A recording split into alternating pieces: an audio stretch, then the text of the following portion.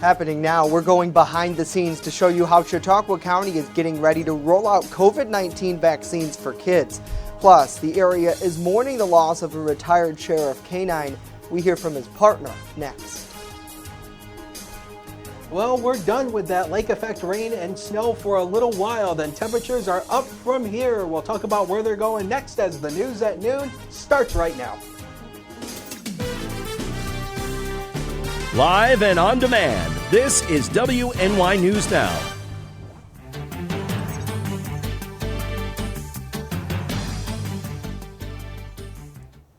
The health department is getting ready to vaccinate kids in Chautauqua County against COVID-19. Thank you for joining us for WNY News Now. I'm Justin Gould. This week, the Pfizer COVID-19 vaccine was authorized for emergency use for children ages 5 to 11 in a 2-dose series, giving health departments, including ours, the go-ahead to begin administering shots. Our Dante Roberts joins us live in the newsroom now with more on what's the plan ahead. Dante? The group has scheduled several mass vaccination clinics in the coming weeks, with the first shot set to roll out next Tuesday. Chautauqua County Health Director Christine Schuyler tells us this is another big step towards bringing an end to the pandemic. You're going to quickly be able to get your child vaccinated and in our county and throughout the nation. We're in process now of setting our clinics up.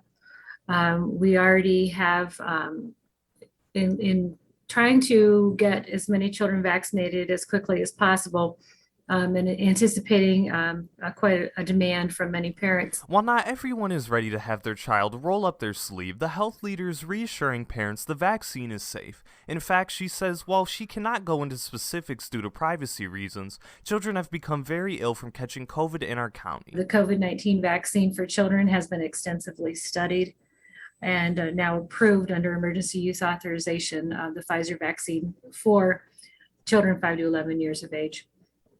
The dosage for that vaccine is much lower than the dosage for adults. It's only about 1/3 of the dosage, and it's also a two-dose series. According to Schuyler, there's a lot of misinformation regarding the shot. She says the easiest way to explain to parents is to provide examples of other successful vaccines. Fortunately for our children today, they can get a chickenpox vaccine that prevents any of that from ever happening. So vaccines are good. They have been thoroughly tested, they're safe, they're effective, and they do what they're supposed to do, and that is preventing severe illness and disability. Over the past few months, several hundred people, including some doctors and nurses, have spoke out in protest to the state's vaccine mandate for healthcare workers. This prompted the country to pass a measure that recommended alternatives to the mandate, but not necessarily the vaccine itself. Nevertheless, the health director doubles down, saying the only way we will truly bring an end to the pandemic is by getting vaccinated. Live in the newsroom, Dante Roberts, WNY News Now. Pfizer says its experimental COVID-19 pill can reduce risks of hospitalization and death. An analysis by the company shows a combination of the experimental pill and an older antiviral drug reduced the risks of hospitalization or death by 89%. The data has not been peer-reviewed or published. The drug was tested in adults with 3 to 5 days of symptoms starting. Less than 1% of patients who received it went to the hospital within 4 weeks. That's compared to 7% who got placebos. 7 people who were treated with those placebos died. No one who got the treatment died. The introduction of this pill will save millions and millions of lives. And not everybody are getting the vaccines. So this is why we have this unfortunate situation that our ICUs in hospitals is overcrowded by unfortunate people that are getting the COVID. Now we have a solution for that, and this is exactly where it fits. This is not to prevent at this stage COVID, this is to treat those that unfortunately got the disease. Remdesivir, it's an intravenous infusion, is currently the only antiviral approved to treat COVID-19 in the U.S. Well, the $278 million spending plan for Chautauqua County is official after the county executive signed the bill this week.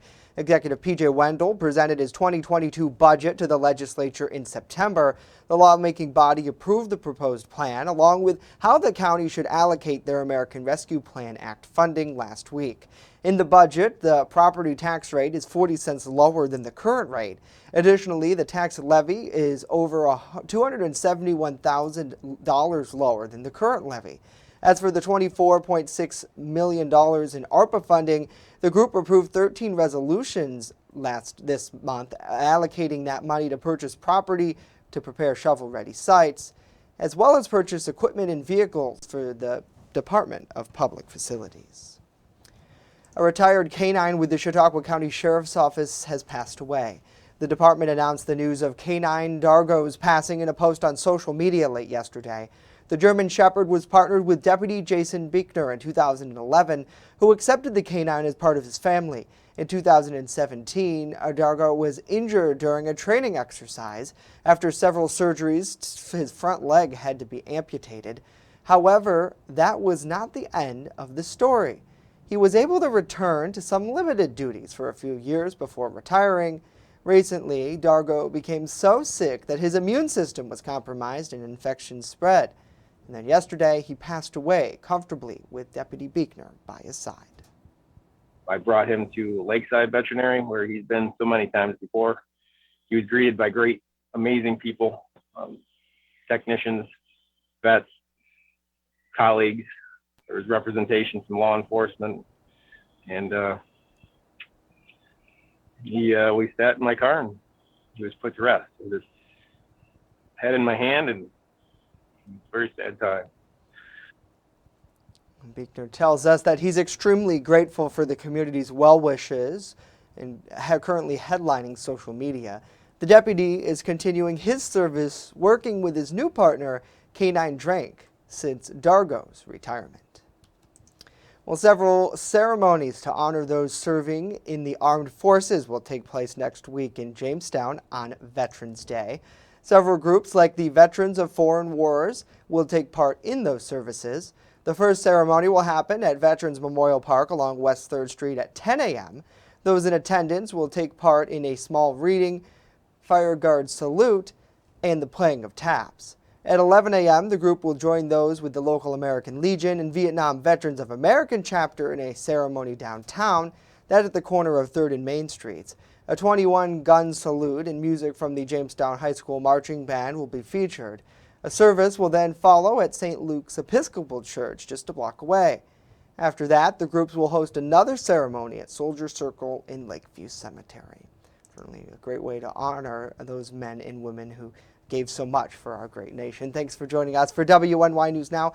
Let us know what you think about these stories and more in the comments section down below. We appreciate you joining us here on Facebook Live on this Friday afternoon and channel 716 on Roku as well. It's great to see Jeremy. Good to see Kim, Karen, and Gio. Hopefully you're all having a great Friday and staying warm out there because, boy, it was a chilly start for sure. Let's get a first check of that weather forecast now with Dakota. Hello, Dakota. Hello, Justin, and happy Friday to all of you. We made it to the end of another work week, and boy, it was a chilly start out there, as Justin mentioned, and it's still kind of chilly out there. Randolph Peaches and Cream Skycam shows you, some of those breaks in the cloud cover out there in Randolph and Cat County. 34 is the current temperature as the noon hour, and we're really going to not warm up past the lower 40s today, so it's really going to be another chilly day. But you can see on the satellite and radar composite, nothing really showing up, nothing in the way of the rain or snow showers that have all cut out for today. The lake effect machine has ultimately died out, so nothing in the way of that for today.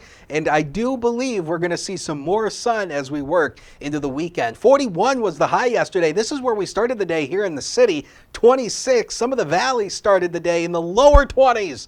So how's that for you for chilliness? That's why we had that frost this morning. 78 and 14 are the record highs and lows. So through the afternoon, partly to mostly sunny, still somewhat chilly for this time of the year, but it's November. It's supposed to be chilly. 40 to 48 is the high temperature range with a light wind, so no wind index to really contend with. Now the weekend, you're really going to enjoy the weekend. Not only do we gain an hour of sleep over the weekend, but there's going to be a lot of sunshine and the temperatures will go up from here. We'll talk about where they're going with that 7-day forecast later on in the show, Justin. All right, yeah, definitely going to be great sleeping for a lot of people to get that extra hour in there, Dakota. We'll see you in about 10 minutes.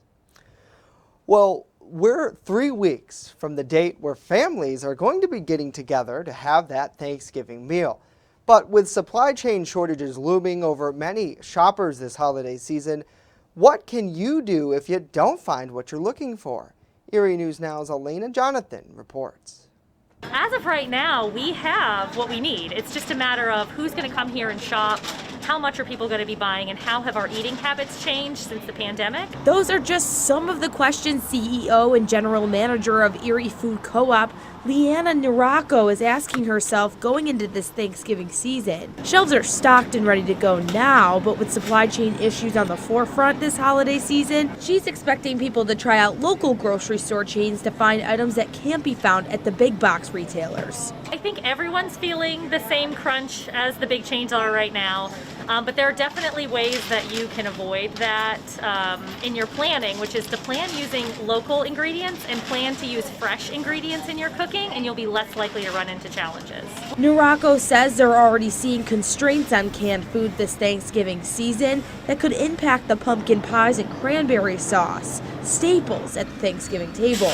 She says right now it's hard to say whether those products will be on the shelves come time to prep for your big meal. I don't actually know what's going to happen at this point, and it does look like canned things will be constrained. And so planning to use fresh ingredients, first of all, they taste better. You can source them locally, which is just better in general, but you're more likely to find them when you come shopping the week of Thanksgiving. Elena Jonathan, Erie News Now. It looks like America's job recovery is finally gathering a bit of steam.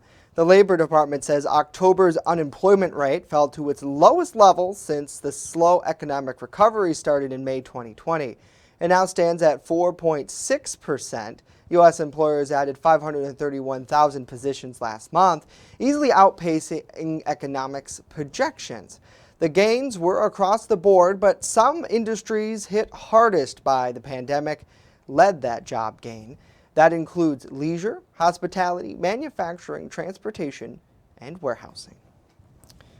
Well, coming up, what new state funding aims to help those struggling with their mental health? And later, we celebrate National Donut Day. Stay with us, as you do not want to move.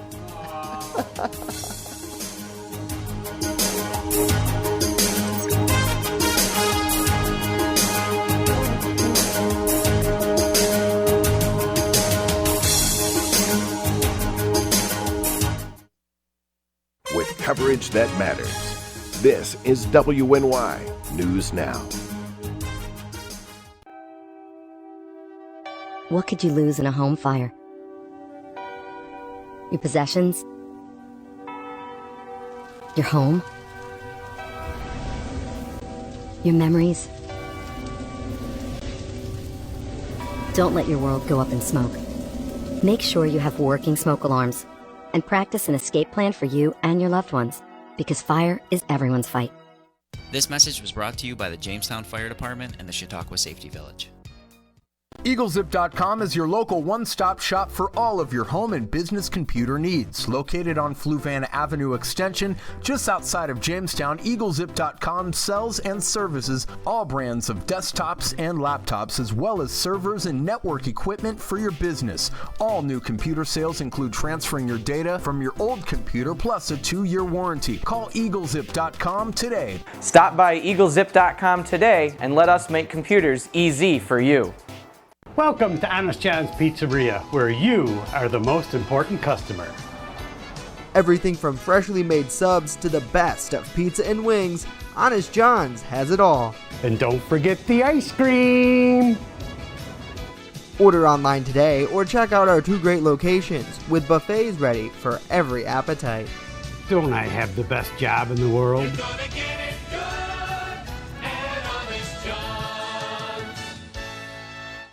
You're watching WNY News Now, where coverage comes first.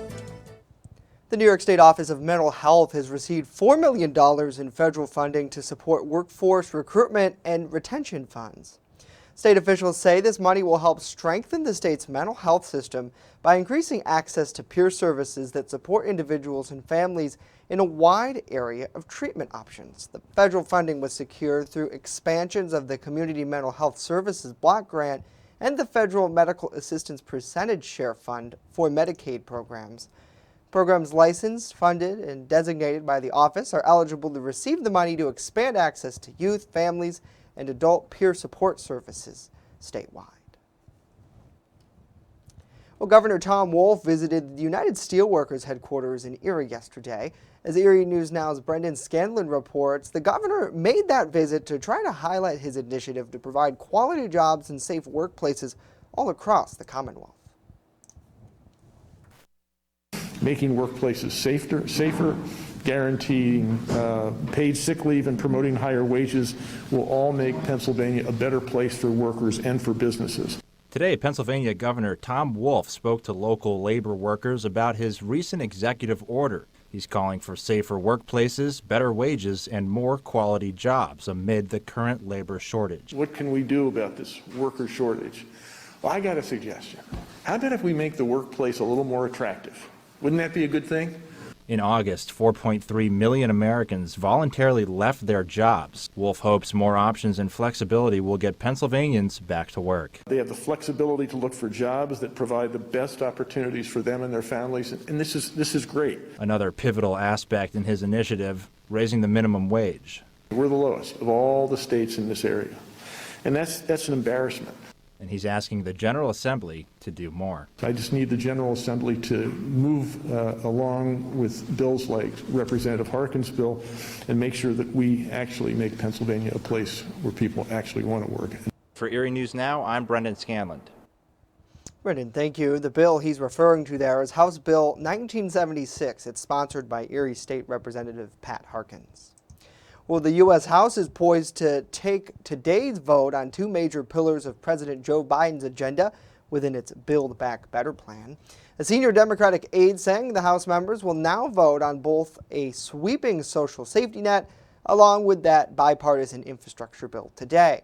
Speaker Nancy Pelosi earlier yesterday said the Rules Committee would handle an amendment to the social spending legislation, still with hopes of a vote for that day. The action on Capitol Hill Thursday included President Biden's multiple calls to leaders as party leaders aim to lock down votes for the economic and climate packages.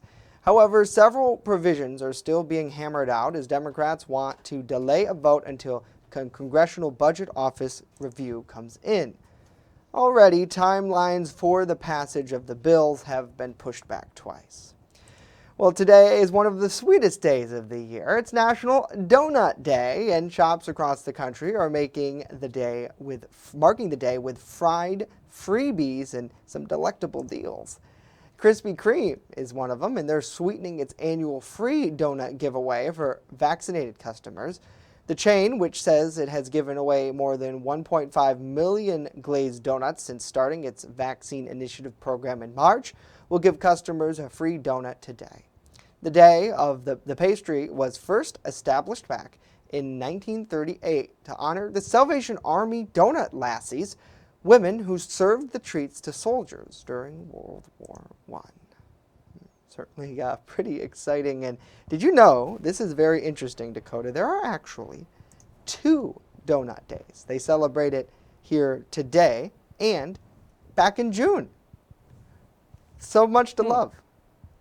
Well, maybe the one in June, because, there's 2 different spellings of the word donut. Yes. So maybe the one in June is for one spelling and the one for today is a different spelling? Did we get the right spelling, you think, down here? D-O-N-U-T. Well, I don't know. I spell donut the other way. You do? Where it's like more like D-O-U... like you spell out the word like dough. D-O-U-G-H-M-U-T-S. Yeah. That's what it says on the teleprompter. So I don't know what our producers are trying to do here with the whole both donut are right, thing. I guess. But, I mean, speaking of donuts... Apparently this came from the wires, so it's not our fault. That's what they're telling me. So 2 things. One, why don't we have donuts here for National Donut Day? Yeah, I think because we have a pet in studio, so I don't think we can have food today. And number 2... I don't want to take any away, I don't want to take anything away from Tim Hortons because they have good donuts. Oh, really? But my dad has a fantastic homemade donut recipe that is, fantastic. Yeah, I can attest to that. I know you brought one in one time, and it's just so good. And that's the thing, when you put the love and care into your donuts, just like anything. I mean, I feel like I love everything, but donuts especially. I'd like one this afternoon. So if you want to stop by 21 East 3rd Street, we'd love to see you. Good to see Sandra, Robert, and Brad. Hopefully you're all having a great day. Did you guys get any donuts this morning? Let us know in the comments down below. We did get a lot of frost in many places. Yeah, unfortunately, no donuts for a lot of us this morning, but we did wake up to some frost. This was a picture of my backyard as I was getting in my car this morning on my way into the studio this morning. And a lot of us had to scrape the frost off our cars and have the heat blaring to get our windows to defrost. So, yeah, temperatures were in the mid-20s and even lower 20s in some of the valley locations this morning. So that gave us that frost this morning. But no frost downtown right now. We've got some nice, mostly sunny skies. Although the airport is reporting overcast skies, we actually do have sunshine downtown. 38, no wind to speak of. And obviously when there's no wind chill index. So that is the good thing. Tonight is the Section 6 semifinal for the Red Raiders tonight, and it's going to be a great night for the next finals game here. 38 at 7 o'clock. It will be chilly, though, all the way down to about 35 by the fourth quarter here with clear skies, so no weather hassles to contend with. It's $5 admission to Strider Field, and hopefully the Red Raiders will continue to go on and hopefully bring home that Section 6 championship. Go Raiders! Of course, I'm biased because I'm a 2012 graduate of Jamestown, so I am biased. Anyway, here we go with the satellite and radar composite. We have a high-pressure ridge that is set up to our north and west over the Great Lakes region. So this is bringing us that fair weather for today. And really, this high pressure is not going anywhere over the next couple of days. Let's show you future scan here. And notice a few clouds and sunshine through the day today. So it's going to be a nice overall day today. And then as we get into tonight, clear skies will continue into tonight. So it's going to be clear, starlit, but it still will be a chilly night out there. So you'll definitely want to turn those heaters on and maybe even the extra blankets as well. Tomorrow will be a stunner of a day as we go partly, even mostly sunny skies as we go into Saturday, and it's going to be a fantastic weather day as we go into the weekend. And don't forget, 2 a.m. on Sunday, we go back to standard time as daylight savings time comes to a close. So our sunrise on Sunday will be 6:58 in the morning, and the sunset time, we talked about this yesterday, the sunset is going to be 5:03 on Saturday. That is a very depressing stat, and I'm sorry, but we lose daylight this time of the year. We all know that. That's the way it is. And also, don't forget to check and change your batteries in your smoke detectors and your NOAA weather radios. We talk about this all the time. You need both. Just like you need a smoke detector, you need a NOAA weather radio. So let's talk about the zone forecast, the temperatures through the afternoon. Another cold day, temperatures in the lower 40s. But you'll see in the next 7 days of your life, the temperatures are going to start going up from here. And you'll see that those temperatures will go into the actually upper 50s as we go into the second half of the weekend. And maybe on Tuesday, we may see some 60s well inland away from the lakeshore communities. And on Veterans Day, looking nice, mostly cloudy with temperatures in the 50s. We'll take a break. Be right back.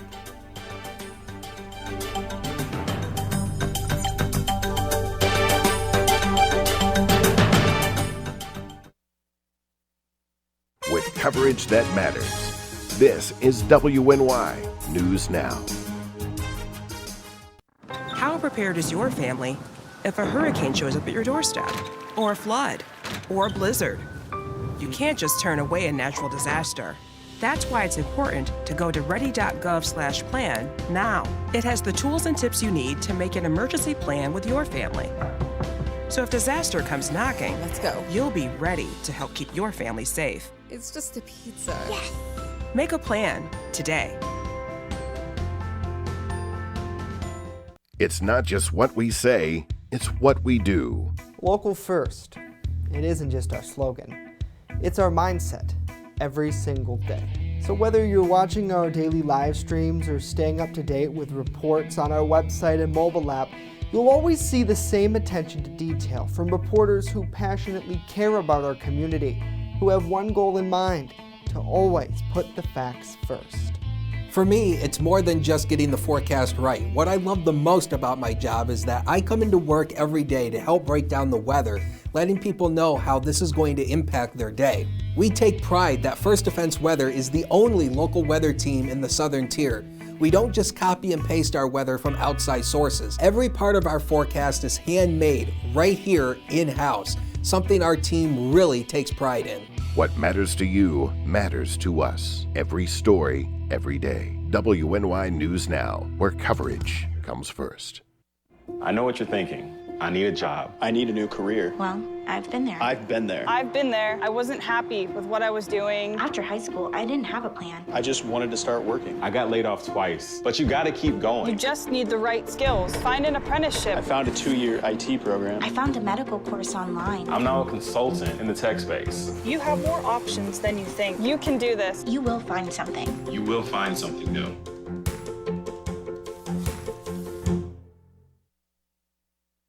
You're watching WNY News Now, your source for breaking news. Welcome back to WNY News Now. In an effort to help our furry friends find a forever home, we're partnered with the Chautauqua County Humane Society, and my favorite segment is called the Pet of the Week. Joining us live is Brian Papalea in studio to talk about our furry friend Barney, who I know, Brian, we've met previously on the show, but it's great to have you both in here in person. Yeah, it's nice to be back in the studio. We got a big yawn here from Barney.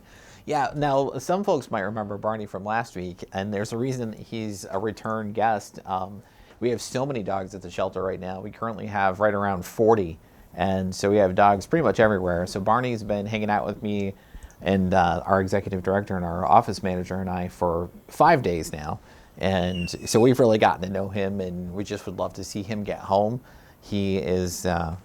He likes to snore when he sleeps. He curls up next to my chair, and when we're not playing, and he'll fall asleep and snore, which is really cute. He's a real fun, active dog. He's about 2.5 years old, and he has that real quick move from being, he's a little bit of, I don't want to say a rough player, a very active player, to just being your cuddle buddy, sometimes at the drop of a hat. Yeah, I really enjoy having the animals in studio because I think it gives us a really good feel versus over Zoom, and the fact that when he first came in here, Brian, he was very friendly. And this is a new environment. In many cases, can be pretty stressful because we're not like a normal house, right? We got all these cameras and monitors, and he seemed to really take to it pretty well, all things considered. You know, he's been a few places we've taken him, and he's always fairly comfortable with the people he's around. I don't know if there's really any people he's met that he hasn't liked. He always, greets them nicely, and he's not a fan of cats, I'll say that. We have a spay-neuter clinic at the shelter, and when we've been out for our morning walks is when the people bring the cats in for that, and we have to keep a distance because he's pretty interested. Right. But also with the kids, a house with maybe kids that are a little older, they'll be able to spend the time to play with him the way he needs to be played with and go for runs with him and stuff like that. He would love that. Right. Having a nice, we talked about this before, good balance of, work and being out to play, and then obviously snuggle time, which is so important. For that kid age group, I know he seems pretty chill in this sense, but imagine if he's out, chasing balls and things like that, you're going to have the conversation with your kids about, personal space and the fact that he is energetic. He is an active player. Something I'd like to bring up, next week we're actually doing something special for Veterans Day. We're honoring our local veterans by waiving the adoption fee on the animals at the shelter. For anybody, whether it's a veteran or somebody who's actively in the military at the moment.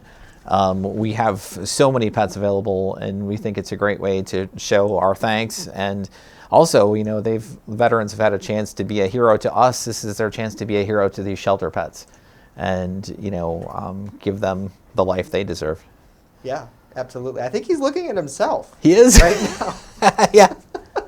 He's like, what is happening in here? Don't worry, Barney. We love to look at ourselves.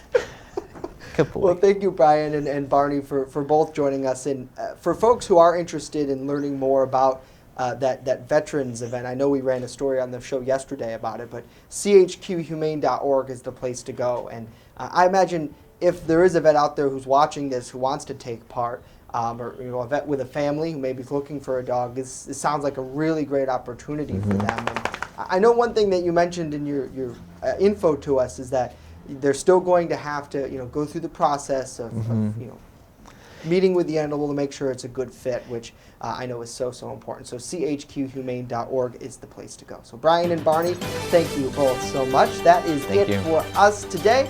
News 24/7 at WNY News Now. Have a great week.